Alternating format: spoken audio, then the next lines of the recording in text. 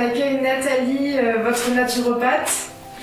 Elle est reçue pour le sommet de l'environnement de l'association DSD. Nathalie, je te laisse nous présenter ton parcours. Merci.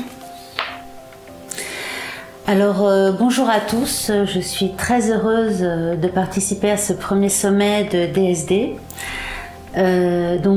Comme vous l'avez précisé, je suis naturopathe à Montpellier. J'exerce en centre-ville en micro-entreprise dans un cabinet pluridisciplinaire qui s'appelle Espace Corps-Esprit. Je reçois des personnes qui souhaitent améliorer leur état de santé. Mais tout d'abord, je vais vous expliquer en quoi consiste la naturopathie. C'est un métier, ou plutôt une médecine traditionnelle occidentale qui a été reconnue par l'Organisation mondiale de la santé, au même titre que la médecine traditionnelle chinoise et la médecine ayurvédique indienne. Donc c'est une médecine traditionnelle occidentale qui, comme approche, utilise les remèdes naturels avec plusieurs techniques, notamment en première intention l'alimentation. Il y a également la phytothérapie, l'aromathérapie. Je ne vais pas toutes les citer, mais nous avons également le massage, par exemple. Moi-même, je pratique un massage intestinal, viscéral, de l'abdomen, qui permet de soulager pas mal de maux. Mais vous avez aussi la réflexologie plantaire, vous avez des massages bien-être en général qui permettent d'améliorer l'état de santé de la personne qui souhaite accéder au bien-être, si je puis dire. Lorsqu'une personne vient voir un naturopathe, sa première demande est de chercher en fait des remèdes naturels à des maux quotidiens, à des maladies chroniques comme les troubles du sommeil, les troubles digestifs, les problèmes de concentration, la fatigue chronique, des problèmes de peau, etc. Donc nous allons passer un long entretien ensemble pendant lequel nous allons étudier son histoire de santé, son environnement familial, son environnement professionnel, son environnement social, son hygiène de vie, si je puis dire, avec son héritage génétique. C'est un peu, si vous voulez, une enquête qui va nous permettre vraiment d'étudier la typologie de cette personne et qui va surtout nous amener à chercher les causes de ces déséquilibres qu'elle a aujourd'hui. C'est un peu comme un agriculteur qui va envisager de créer un potager sur un terrain qu'il ne connaît pas et qu'il va observer la terre de ce terrain. Est-ce qu'elle est argileuse? Est-ce qu'elle est humide? Est-ce qu'elle est poreuse? Est-ce qu'elle est sèche? Et en fonction de cette étude, il va pouvoir apporter de l'engrais, il va pouvoir apporter du purin, du compost, de l'humidité, irrigation peut-être, et en fonction de cette terre, il va choisir son semis. Nous sommes dans un environnement entouré de garrigues. Le plus logique, c'est de planter des vignes et des oliviers chez nous. Donc c'est évidemment comme ça qu'on va adapter notre proposition à cette personne en fonction de ce terrain, de ce tempérament, de cette typologie qu'il va nous présenter lors de cet entretien. Donc on va lui faire une proposition en lien avec son histoire personnelle. Et cette proposition va être orientée dans un sens totalement cohérent et naturel en fonction de ses besoins personnels. Si vous voulez, on va aller dans une hygiène de vie, dans une hygiène alimentaire, et c'est là où on va parler de développement durable. C'est-à-dire qu'on va faire une proposition qui va, si vous voulez, s'ancrer dans la durabilité de cette personne. C'est une proposition qu'on va mettre en place ensemble, qui va être pérenne et que cette personne va pouvoir tenir dans la durée pour améliorer son problème qu'elle nous a exposé, les mots qu'elle nous a exposés, parce que sa demande c'est d'aller mieux, d'aller vers le mieux-être. Donc on va essayer de lui proposer quelque chose qu'elle mettra en place. Alors c'est toujours très compliqué car il faut casser les codes, réinventer des habitudes alimentaires. C'est pas évident à mettre en place. Parce qu'aujourd'hui, ça fait depuis 70 ans, hein, voire plus, que notre environnement a énormément changé. Je ne vais pas parler de la pollution parce que nous pouvons avoir un impact, mais je pense que nous avons lors de ce sommet beaucoup d'acteurs qui vont intervenir à ce sujet-là, ou de l'agriculture, etc. Je vais plutôt parler de l'alimentation, car notre mode de vie a énormément changé de par le fait que nous avons vécu avec l'industrie agroalimentaire, nous avons grandi avec et nous avons composé avec. Ceci dit, ça n'a pas été si néfaste que ça, puisque ça a permis l'émancipation de la femme. Avant, la femme était considérée comme une ménagère. Sa principale activité était autour de la famille, de ses enfants, de la cuisine. Et grâce, je dis pas grâce, mais du moins l'industrie agroalimentaire a permis l'émancipation de cette femme avec des plats faciles à préparer, simples, déjà faits, et justement cette libération un peu de cette femme qui n'était plus ménagère mais femme active. Et c'est important aussi de le noter. Néanmoins, c'est vrai que ça a eu un impact très néfaste sur la physiologie des organes, puisque cette alimentation finalement n'est pas forcément adaptée à nos besoins, si je puis dire, génétiques, à notre génome, puisque cette alimentation est carencée, cette alimentation n'apporte pas forcément les minéraux et les oligoéléments dont nous avons tous besoin. Les graisses sont transformées, beaucoup d'aliments contiennent des exhausteurs de goût, des pesticides également, la liste est longue. Et c'est vrai que notre génome a eu très peu de temps pour s'adapter à ce type d'alimentation. Et au final, nous avons développé des maux que nous n'avons pas pu gérer de manière simple. Je pense à l'obésité, par exemple. Nous avons pas mal de films documentaires qui parlent de sucre et de l'excédent en sucre. Nous consommons énormément de sucre aujourd'hui comparé à la consommation qu'il y avait il y a un siècle. Et c'est quelque chose d'évident et qu'il faut prendre en considération. Donc aujourd'hui, le travail du naturopathe en tant qu'acteur du développement durable, c'est de sensibiliser nos consultants à leur alimentation, et donc c'est vraiment répondre à un besoin primaire. Respirer, boire de l'eau, se nourrir. Je pense à l'eau également où nous consommons de l'eau dans des bouteilles en plastique. Alors il est très simple de filtrer l'eau du robinet avec des outils très simples que beaucoup d'industries françaises ont développés, hein, puisque nous avons des laboratoires qui ont développé des puits à l'autre bout du monde, dans des terres sèches, et qui ont développé des techniques pour filtrer l'eau, nettoyer les bactéries, enlever les métaux lourds, etc. Donc nous avons des méthodes très simples pour aujourd'hui pouvoir boire l'eau du robinet qui est déjà filtrée et nous-mêmes la filtrer à nouveau si le goût ne nous convient pas exactement, mais nous pouvons le faire actuellement assez facilement.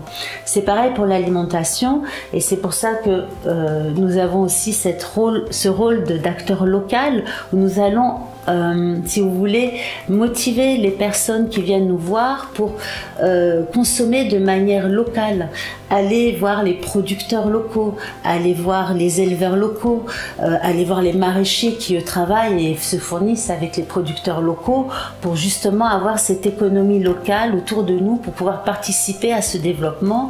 Alors bien sûr, nous avons toujours nos supermarchés, ils sont là, c'est toujours pratique de manière exceptionnelle d'avoir un plat tout fait, quelque chose de simple, etc.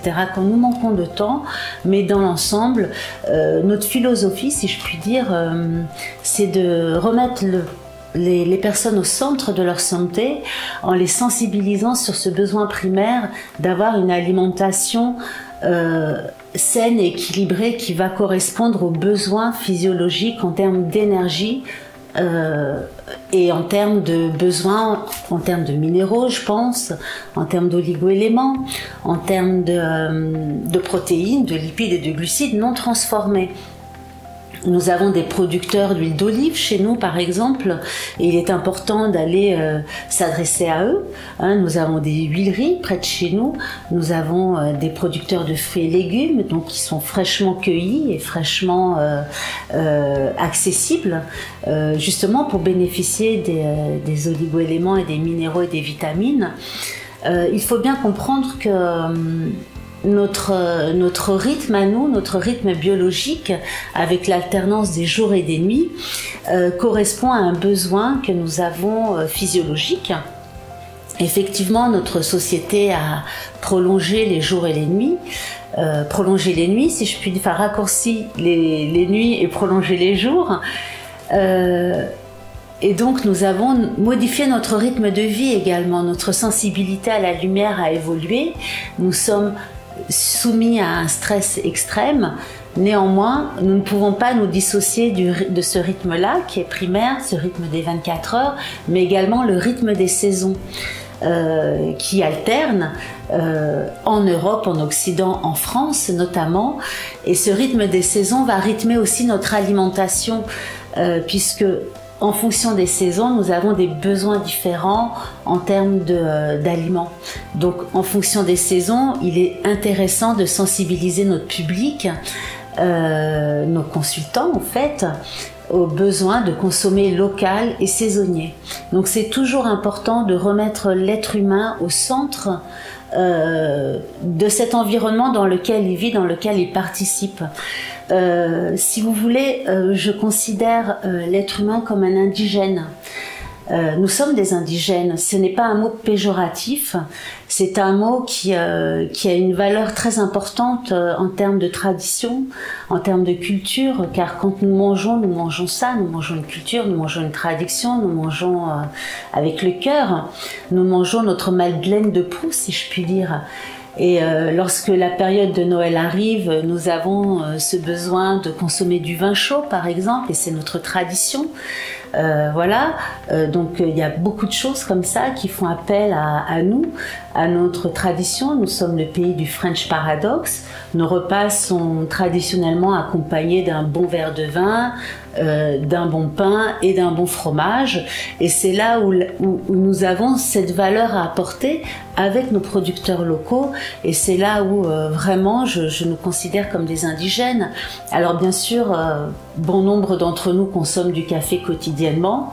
Il est difficile de se dire « Ah ben, je vais consommer local, donc je vais arrêter de consommer du café ».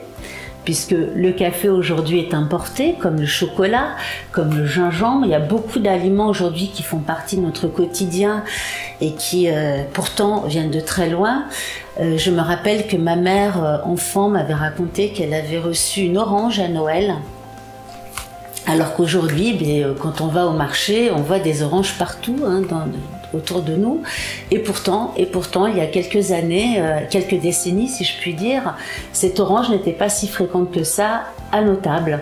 Et aujourd'hui, il faut quand même considérer ça et vraiment réfléchir que oui, effectivement, nous pouvons consommer des oranges, ça va nous apporter de la vitamine C, mais nous pouvons trouver de la vitamine C chez nous aussi différemment, dans d'autres aliments qui poussent chez nous. Je pense à l'argousier, par exemple, qui est un fruit qui est plein de vitamine C, qui est peut-être moins goûtu, mais qui peut aussi être intéressant à consommer pour ses apports en vitamine C.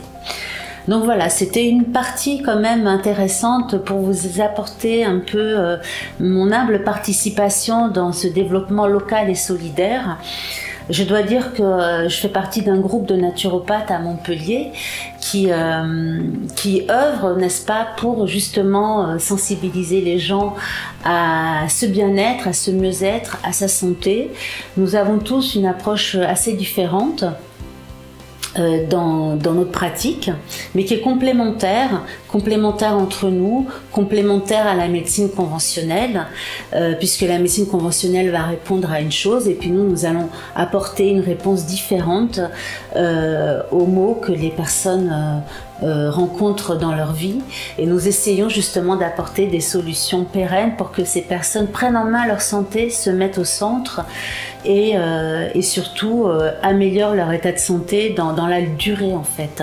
Donc c'est là où nous sommes acteurs du développement durable et solidaire, non pas d'un environnement qui ne nous appartient pas, mais de notre propre santé en fait, de chacun d'entre nous, pour pouvoir justement améliorer cette sensibilité-là, avoir, on va dire, un lien entre le corps et l'esprit qui est nécessaire pour pouvoir justement s'ouvrir au reste du monde et au reste de notre environnement.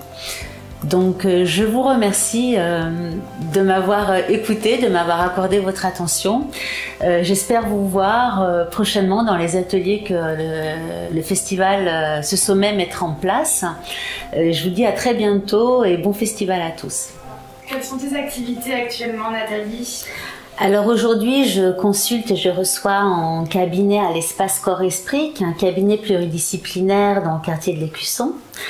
J'anime également des rendez-vous naturaux avec Montpellier Entrepreneurial.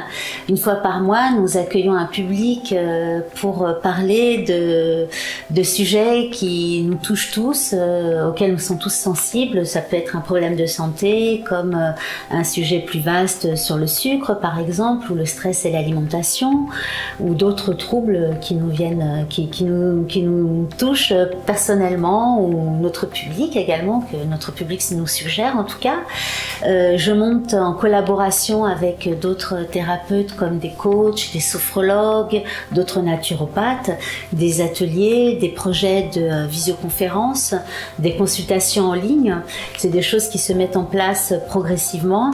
Et puis à long terme, j'aimerais, si cela est possible, organiser des stages dans notre beau pays qui est le Languedoc-Roussillon pour justement accueillir un public, que ce soit dans les fermes de notre environnement ou des lieux d'accueil de bien-être, pour justement organiser des stages, des rencontres et peut-être même des ateliers cuisine pour justement sensibiliser le public à la cuisine locale, locavore surtout, et des choses très très simples comme la lactofermentation. Donc voilà, j'espère que je vous revoir prochainement dans nos ateliers ou lors de ce sommet. À très bientôt.